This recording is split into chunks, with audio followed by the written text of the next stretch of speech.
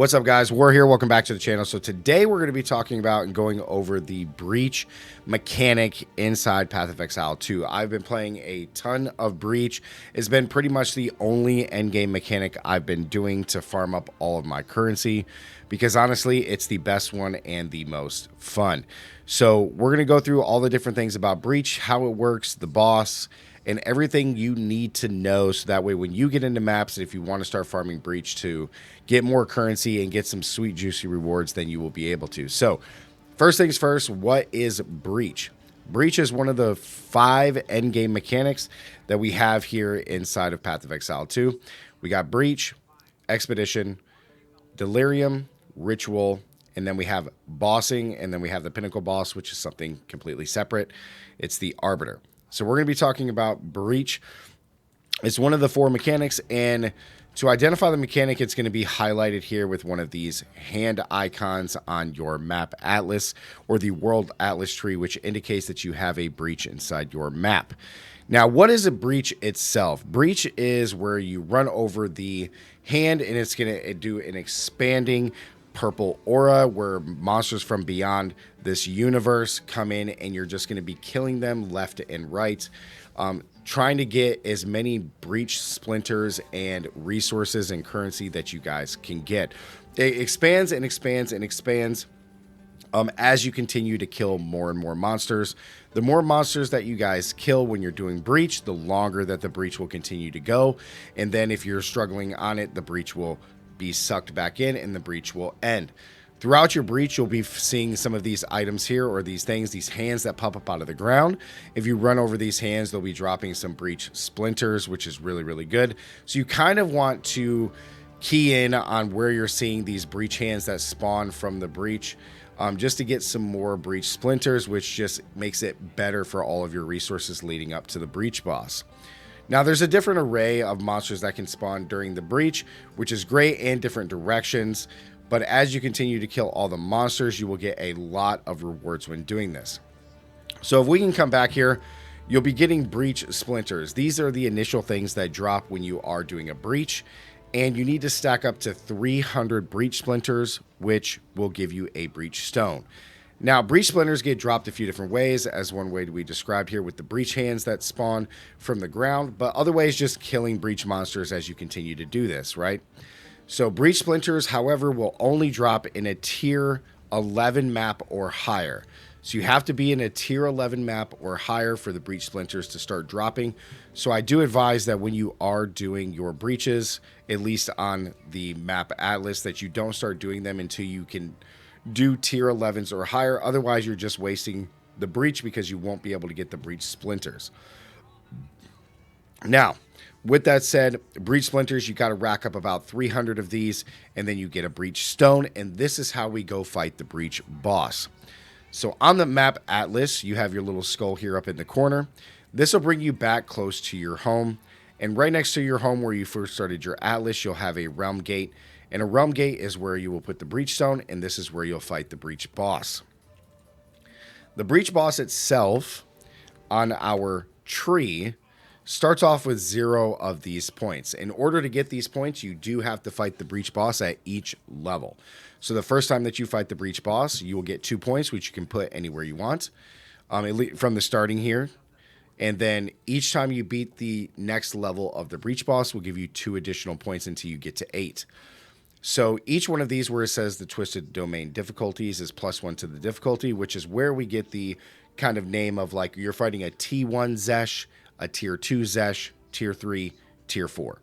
So the first time you add points, it makes it a tier 1, then a tier 2, then a tier 3, then a tier 4. So you do have to go each individual upgrade to get the next points, which you get 2 points per time you defeat the boss. So you will have to fight him all 4 times on each level to get your max 8 points here to add into the breach tree. Now, one thing that I will say is that after you get all of your 8 points, if you want to fight him on a different tier, all you're going to do is remove points from the breach tree. So you would come over to Dorian, refund Atlas, and if I wanted to fight him on tier 2, I would just leave this tree as it is with 2 +1 twisted domain difficulties, or tier 3 would be here, and then tier 4 would be here. So different rewards can be added in as you continue to go up in the tiers, and better rewards can happen when you're actually fighting the tier boss. So breach is probably one of the best mechanics to do right now, along with the tree, because there's so many really good rewards. This is the tree that I've been using, which gives me not only a lot of breach splinters, but it gives me increased collapse hands, which is the things that spawn out of breach. We get increased quantity of breach splinters, so we get more. And then we have a bigger monster density, which is just more monsters equals more breach splinters and more currency drops. And then our last one is the crumbling walls, which gives us an increased chance to have additional breaches, 3 additional breaches, and then a 2% chance to get 10, which we did just do a few days ago, and I have the video on the channel if you guys want to check that out. We did 10 breaches in one map, and it gave me a crap ton of rewards. Now, these trees are definitely separate from the normal trees, but once you start completing defeating the bosses, then you get to add these in here, and it really makes the rewards really, really juicy. So breach itself is very, very easy to do. We're going to go ahead and just do a run here on the Crimson Shores, I think, or we could probably do one over here on Sulphur Caverns just to showcase. We'll go ahead and put this one in here. Breach is just by far one of the best endgame mechanics. It's very, very easy to do. All you're going to do is run over the breach and destroy the monsters. It is a very simple mechanic. It's probably one of the easiest ones to do in comparison to like Ritual, where you're kind of locked in, compared to Expedition, where you got to blow things up. I mean, it's a very easy mechanic. It's like a touch and go mechanic, which I think just makes it very, very rewarding for players like myself who want to play really, really fast.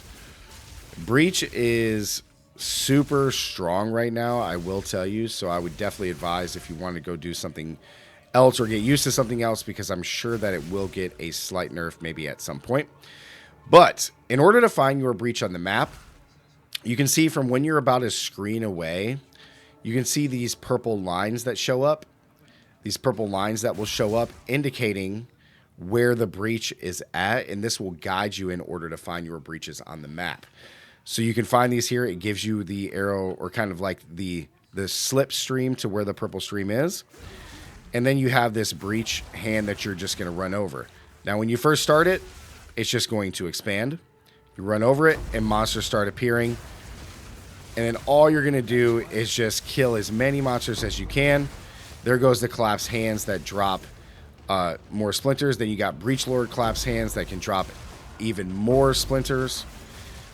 And this is all you're going to do. You see how it just keeps expanding? Now, there is a kind of like a particular strategy that you may want to use for Breach, but we'll talk about that in another video. Otherwise, what you want to do on a basic level is just go around the expanding breach, try to look for as many collapse hands as possible, because those are guaranteed splinter drops, which makes it really, really fun. But depending on the map, it can be a lot harder or easier. If you have wide open maps, then it can be a lot easier. If you have kind of maps like this where it's a little bit tough to get in and out of places and it's not as fluid as just an open area, then it makes it a little bit harder.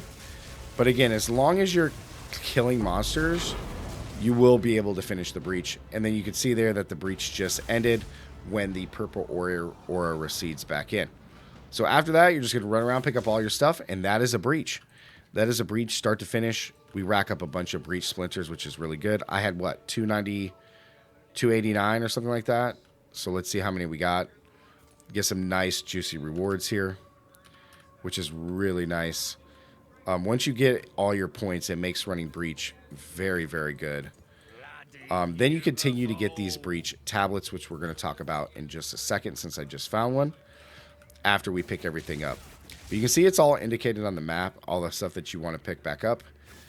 Really good items. I mainly just pick up like any regular currency drops and or the splinters and tablets that you're going to get.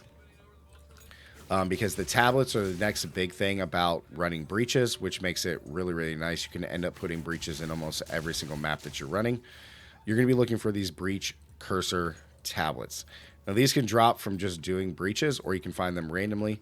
The best odds to get the tablets is doing breaches themselves. So once you start to do breaches, you're not going to have any.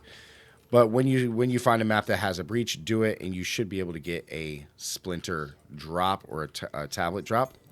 So inside the map, if we can pull this up, the maps can have this hand, which indicates that we have a breach, but there's other ways to actually make more maps have breach, and that is when you come to the Lost Towers. When you complete a Lost Tower, you're going to be able to put one of these cursor tablets in, or precursor tablets. You can have regular ones like this one, which just give a plus, like this arrow here, which just increases the monster level by 1. But if you're farming breach, then you want to use breach tablets, which can have additional benefits like increased gold, increased monsters. There's also some that can give increased rarity. There's some that can give a increased quantity of splinters. Then there's some that can give breaches have more hands, or my favorite one is breaches can have a, X%, so 7% chance to have an additional breach on top of this. So farming up these breach precursor tablets is a way to make sure that your maps have a bunch of breaches in them, like you guys can see here. It really makes farming the mechanic that you want to do really, really easy. Now, I have breach all over the place. If my map will load in, you can see I have breach absolutely everywhere. So a really good strategy with this is all these towers here, you do a couple breaches, tablets in here, then you add a buff tablet to increase the levels, same thing on here, and you just kind of split it up because it's random which maps actually get the additional breach. As an example for this one, I put a breach tablet in this one. It gave me breaches here, but I didn't get a breach on this slick map right here. So the precursor tablets are a really great way to just continue adding to your endgame mechanic. And that way you can just farm up to get these breach stones, which we just got another one, plus another 17 splinters. So in just that little run, we got what? Almost, I think, close to 30 splinters, because we were at 289, 288. So 11 plus 17, so 28 splinters, which is really nice. And we create a breach stone, which breach stones go for a good amount of currency in the game if you just want to sell them. However, if you go fight the breach boss, then you will be able to get some much better gear. So we're going to go ahead and finish this map. I'm going to cut to this, and then I'll show you guys how to do the breach boss. But the breach boss is just really easy to do as far as going through that mechanic itself. When you actually go do it, we may just save it for another video actually. But yeah, guys, that is breach. It's very, very cool. It's one of the best mechanics in the game to do and farm currently until GGG nerfs it a little bit, but it is by far the best. So if you got a really good AoE clearing build, then breach is definitely the one for you. I will save going over how to do the breach boss and some strategies with that in another video. But yeah, guys, thank you guys so much for watching. Like the video. Comment down below if you guys have any questions about breach or anything that I might have missed that I can answer down in the comments. That will really help. And as always, guys, stay gaming, and I'll see you in the next one. Peace.